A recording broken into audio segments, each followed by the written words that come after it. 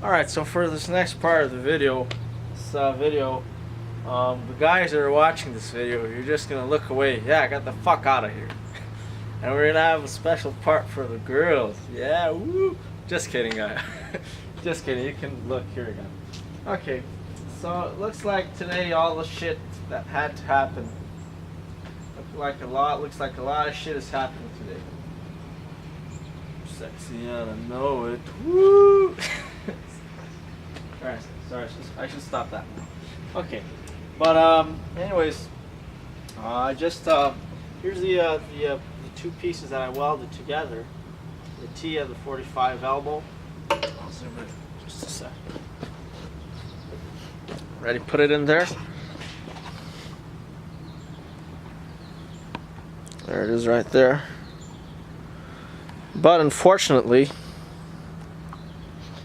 in order to remove the piping, there was some piping here, right? In order to remove it, I had to remove the there's a square regulator where the switch is, and that fucking piece of shit is just, you know, as I said, it's just a fucking piece of shit. Okay, I took the screws out. There's actually no way. Once you get this, there's no way to loosen up the screws from the body of the, you know, to remove it from the compressor without actually disassembling the whole fucking thing. So I'll just quickly show you here what the fuck it turned into. Fucking absurd, guys. Fucking unbelievable. Jesus Christ. Fuck's sakes. There. It's turned into that pile of shit there.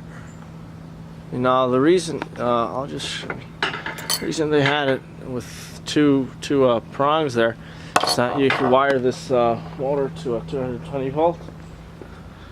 But that thing is just fucking unbelievable, guys. You see? A great compressor with a fucking little piece of shit relay. Okay? So, anyways, I should send the manufacturers, let's think the manufacturer of this thing, send them another kind message, right? Shall we?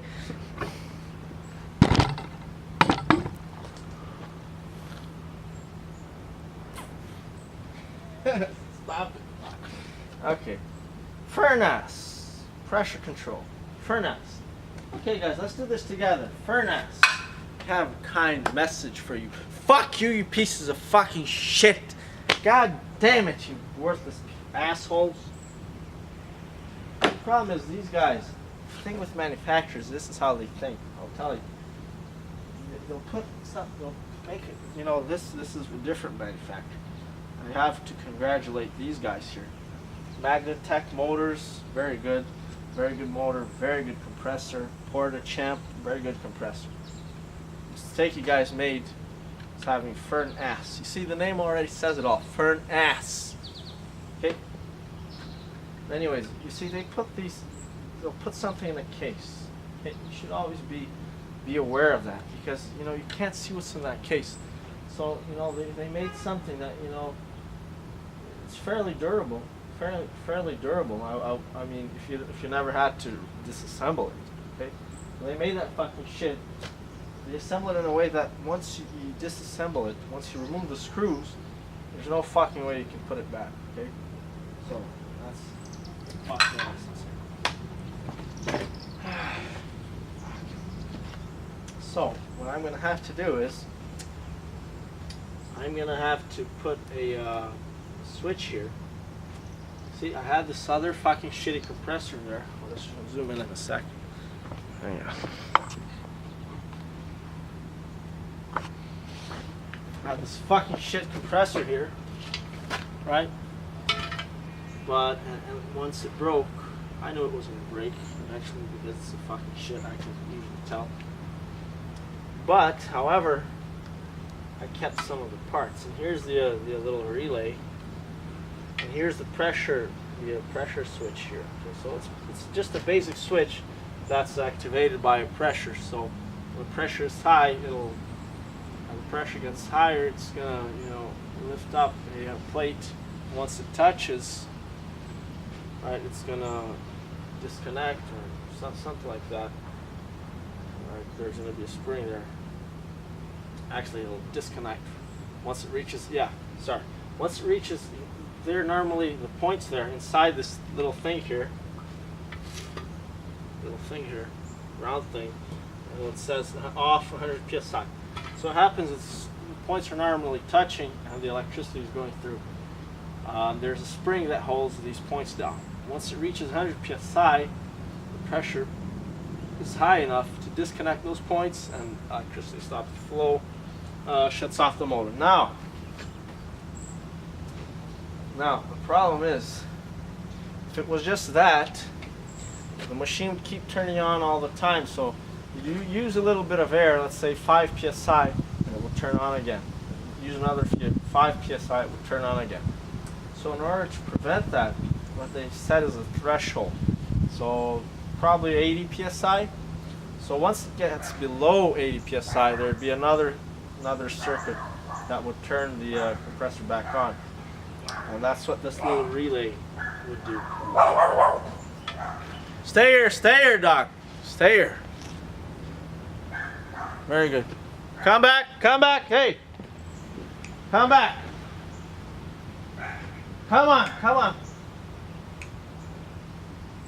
Very good job. Very good job. Good protection. Very good. Beat it. Very good. Not my dog. I have a dog. Fortunately. Just taking care of the dog for a friend. Anyways, sorry about that, guys. Now here's the input wires here. Unfortunately, you see, this is a good job. Sort of a good job. It's always incomplete. You see, like this compressor, great motor, but a shitty relay. No, there's got to be somebody. It's gonna probably be me. That's gonna do something. You know, machines, parts, etc. that are 100%, 200%, 1000% good. Okay. There's always a problem with these things. So, you know, when it's a good quality machine, there's some bad quality parts. You know, bad engineering. There's always some shit. Okay. But anyways, I tried to disconnect the ground wire here, but it wouldn't cut them off, so fucking cut it off. Okay. Now, fortunately, here on this little circuit board, it actually says on it motor negative and motor positive there. So I'm thinking we should be able to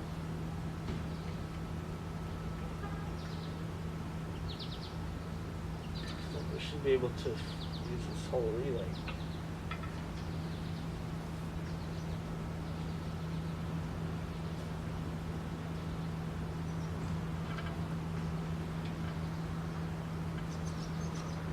Problem I see here is that fuse is 3 amps. I might just have to bypass the fuse. The circuit board is actually broken here. Yeah. I mean, if you're in a hurry and you don't mind the compressor turning on all the time, what you could do is, you know, just remove the pressure switch here. I'll just go ahead and do that. Well, this is not exactly car restoration, but, you know, without this I can't sand the car. So, you know, I just like to show you, you know, what happens in the reality. This is a very realistic example of what happens. You know, I've seen some car shows. They'll give you ideal situations. Ideal, however, unrealistic, right? So, I mean, if you don't want to watch this, you know, just one click, you can just move on.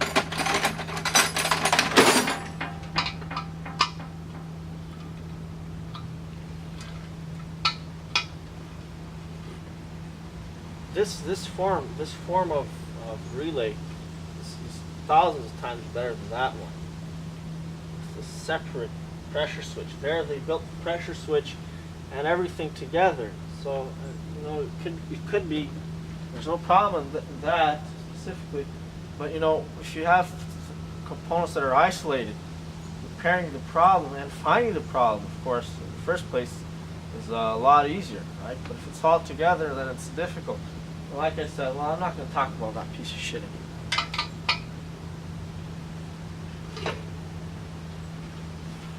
I'm not sure I'm going to be able to use this relay because, you know, it's for a compressor that's, what, 10 times smaller.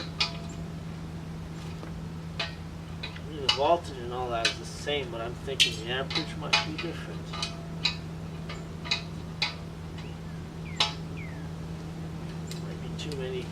Too much current for this circuit. Okay, so that's the pressure switch here.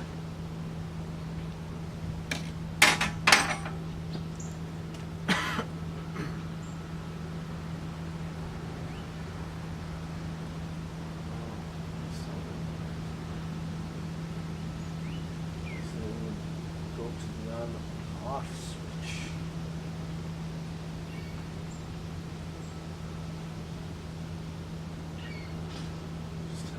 Follow this here. Okay, yeah, so looking on the back of the circuit board here, you can see that the white wire, yeah, that's the on and off switch. These two wires, before going to anything else, going to these two wires here.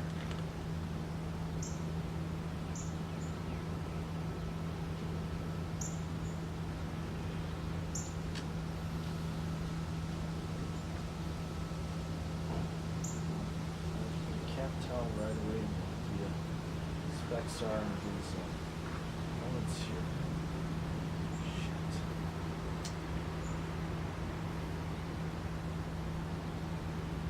Alright, I think I'm gonna end the video here, and once I get this set up, I'll do a second video. More good stuff. Just kidding.